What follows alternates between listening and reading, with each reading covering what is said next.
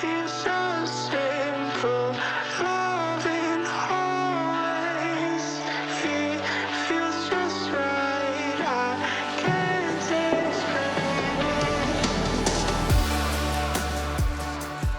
it. Indianapolis Marathon, November 9th, 2024.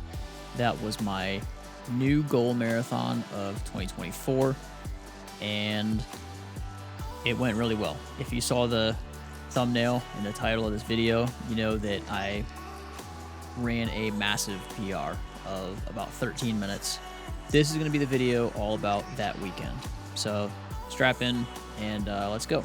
The goal was to carb load for 2 days before the race, and instead of doing like 700 grams of carbs, I tried to aim between 500 and 600 grams of carbs. That second day was about a 5-minute drive over to I forget, Blue Collar Coffee, I think is what it was called, and they were handing out like BPN products, electrolytes, Go bars, which I took a couple of. And so the run was only either 1.5 or 2 miles or 3 miles.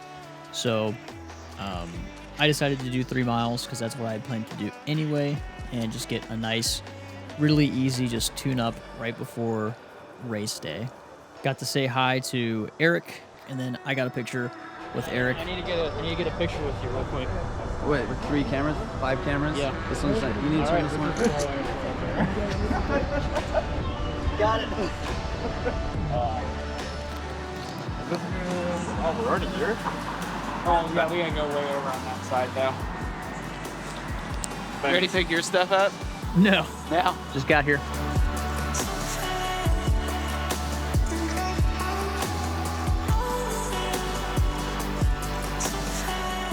None of us in our group, Brennan, Kiara, and myself, we didn't really plan to stay there too long. Really just kind of went and got my packet. We all got a picture trying to look tough. Then after the expo, we walked about a mile, I believe, to Monument Circle.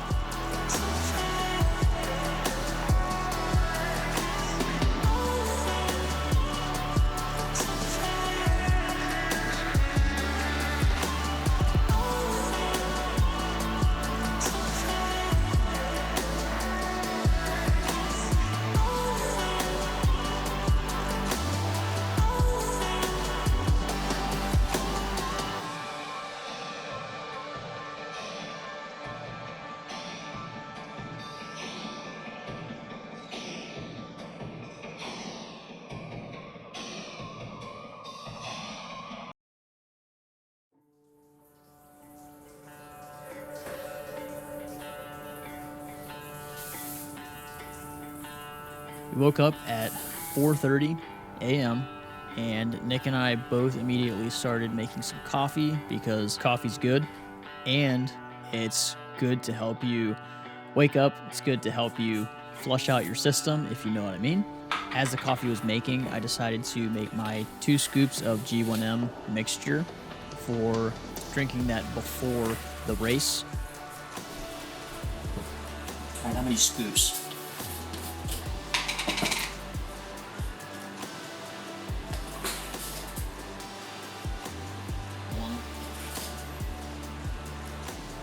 Two.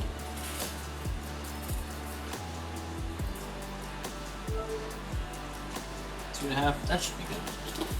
For breakfast, I had 2 bagels and 3 eggs because I was eating breakfast at like 5:15 in the morning, and I knew that the race wasn't going to start until 8 a.m. So it was going to be a while until we started. Something I like to do on race mornings is just take a shower and be fresh and ready to take on this massive effort that I'm about to put out. So after breakfast, I jumped in the shower, got a quick shower. I put on my race kit, adjusted my race bib, and then put on my throwaway clothes that I had bought the night before at a Goodwill, and I was ready to go. I mean, this was it. This was time to rip.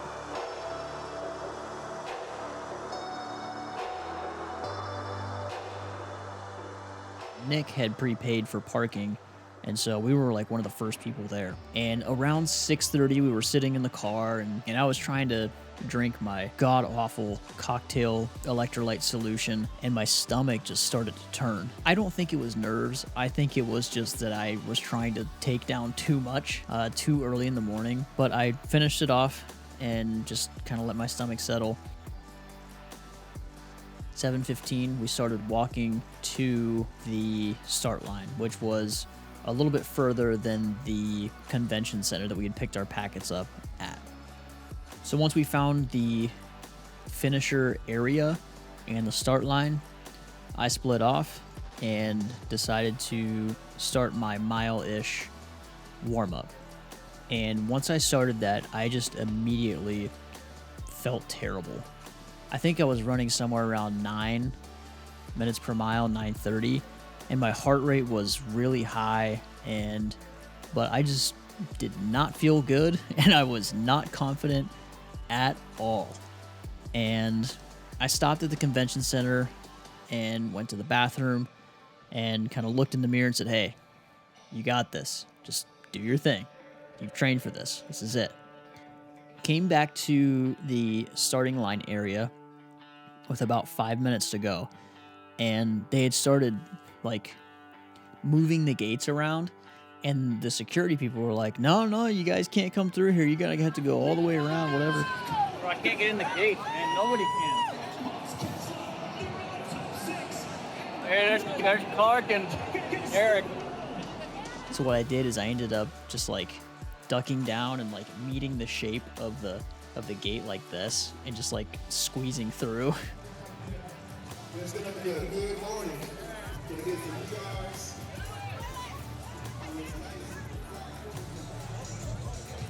2 minutes. Here you go. Do this. They had put me in Corral B based off of my fastest marathon time within the last year, instead of what my predicted marathon time was. So I was in Corral B. I'm standing there, and this is my first time ever doing like a bigger race in a bigger city. And also, so late in the year, I had to have my throwaway stuff because it was a lot colder than it usually is. I'm standing there in the start line, and all I see is people just start, like, you just start seeing clothes flying through the air. Nothing like probably Chicago or New York or something. And from there, I mean, it was go time. It was time to just let loose. Now or never, baby. I know you're a Swanson family. All right, Here we go. right now. Here we go. Yeah, we're gonna start the watch. Marathon on 26.2. I see it. I see the great determination. All the nerves start now. on your faces. Ready to conquer. Here we go, baby. Here we go.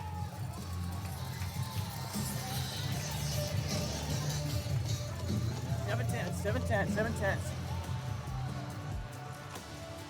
The goal of this race was 3:10 or better. I had mentioned in the previous video that the goal was 3:07, but I kind of had 3 goals.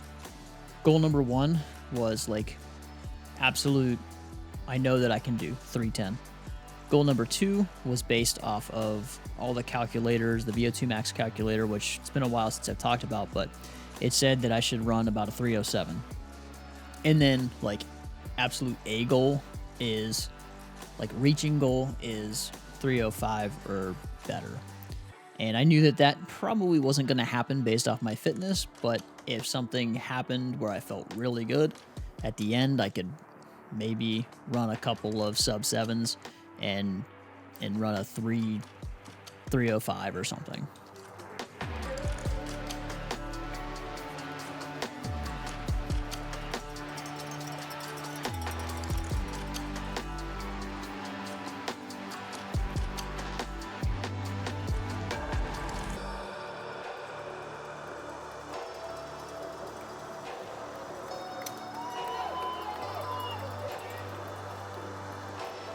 Phone's going away for a little bit. So the first few miles, we went south and then turned around and started going north toward Monument Circle. And I tried to just settle in, and there was this one girl. She was bib A5138. She just looked like she was flowing. And so I just stayed in her proximity probably for like the first 10 miles or something.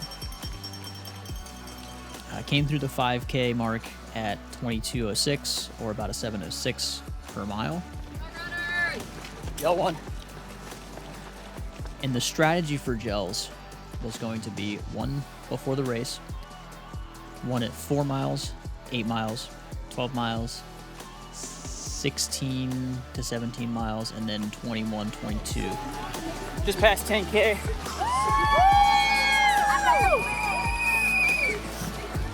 Feeling pretty good. Cruising. Let's keep it up. Ooh, look, dogs. Gel 2, mile 8.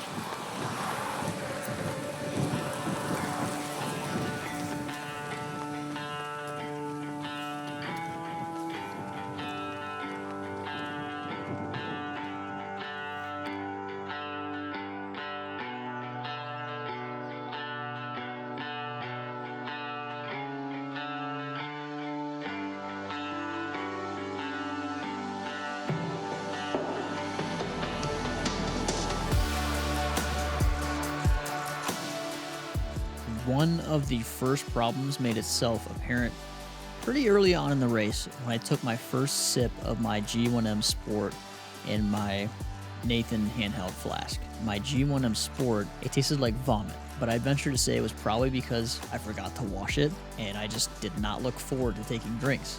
I just kind of dealt with it every single time.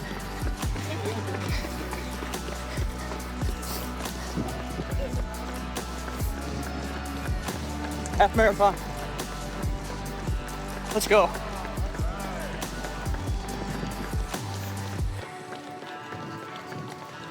Around mile 11 and a half, I went to go grab for my third gel, and I reached down and I felt 2 gels.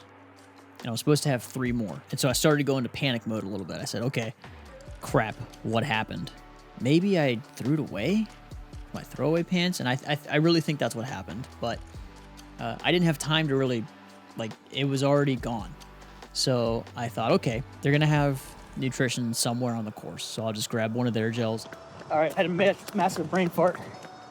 I thought we were almost at mile 20. Yeah. So I'm gonna back it off a little bit for the next 3, and then try to just rip it the next 6. Keep a good pace. Get that sub at least 310. Woo. I also lost a gel. My caffeine one. So let's see how this goes. And this one really kind of just punched me in the throat. Every few miles, I would manually split to make sure that the next couple mile markers lined up with when my watch manually split. And then it auto-lapped at 16. I was right on the money. But my watch said 19, and it gave the mile split. I was like, oh, cool. I'm at mile 19 already. I'm almost at mile 20. But right before that, I was thinking, in a couple miles, I need to take a gel. Because I was listening to music and I zoned out, my brain went from, I need to take a gel here soon, to, hey, I'm almost at mile 20. I might have a shot at like a 3:05 or whatever, and I'm going to feel really good these last 6 miles. I look up when I cross the next mile marker, and it said 17 miles. And I said, oh, crap. This isn't good. And I remember specifically saying it out loud. I said, oh, crap. This isn't good. This is not good. Right there, I had to make the decision to just lock in and not mentally break. Look who I found. Let's go. Fine. You're gonna put me on camera. You gotta be my hype man, dude. Let's go, baby! We're out here getting it done. He's crushing it today. Yes, sir. Let's go. Super fast dude. He runs like 100 milers. It was cool seeing him because I was kind of just in that low mental spot, and it was nice seeing him, and he cheered me on. He's like, today's not my day, man. Just you're killing it. Keep on going. So we veer off right on this like exit ramp sort of thing onto White River Parkway Drive that is like this kind of secluded a road in the middle of just like some trees. And then on the right is a path right by then the river. And man, this spot is just boring. I mean, I was passing people left and right, but like this was the spot where a lot of people were braking, where they were just walking and stuff. And I saw that and I'm like, I feel fine, but mentally, dude, I'm so bored. And there was, after we got out of that, around mile 21 or 22, on that road, there was a porta potty. And that's when I kind of finally had my first breakdown. I've never peed my pants while running, so I don't know how to do it.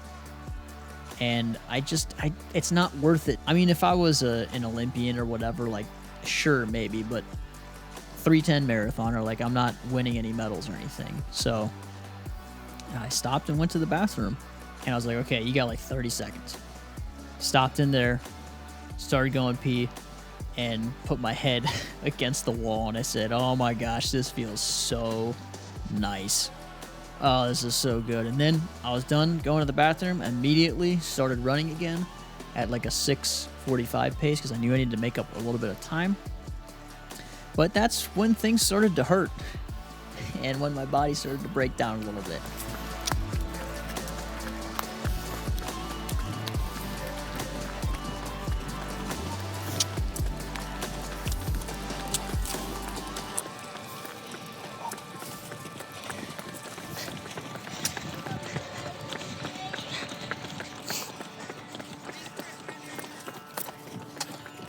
All right, pace is slowed. It's about 7:30. 23. Feeling pretty all right. Gonna keep this pace for the rest of the race. See you at the finish. I've never run that fast for that length of time. And so this was really just a test, like an experiment, like all races are, going for a personal best. I just kept telling myself, hey, you're running under 3:10. You've got it. But you can't slow down any slower than that. You can't walk. You're not braking. You're not braking this time. So mile 22, 23, 24, 25. I remember at around mile 24, we were running toward Monument Circle again. And it just keeps getting closer and closer and closer. And again, I just kept telling myself, 7:30, 7:30, 7:30. 1 mile to go, baby. We're there. And when I finally rounded the corner, it's like I started seeing the gates at mile 25 3/4 or something. I heard the crowds. I started seeing the chute.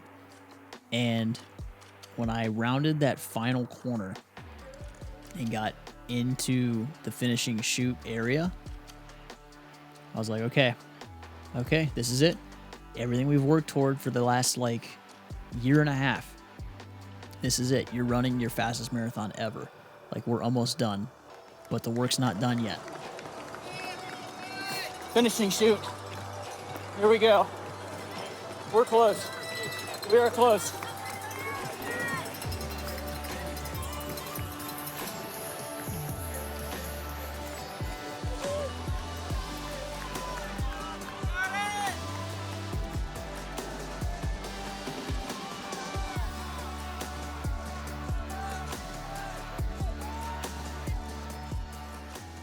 And I just remember when I got to close enough to where I could see the gun time start, because I wasn't wearing my glasses. I just remember seeing it and it saying like 3:09, 45, 46, 47. It's like a football field away. And I said, I gotta get this.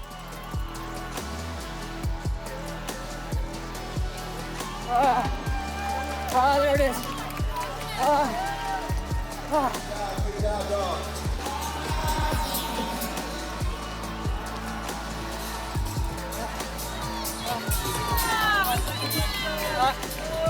on.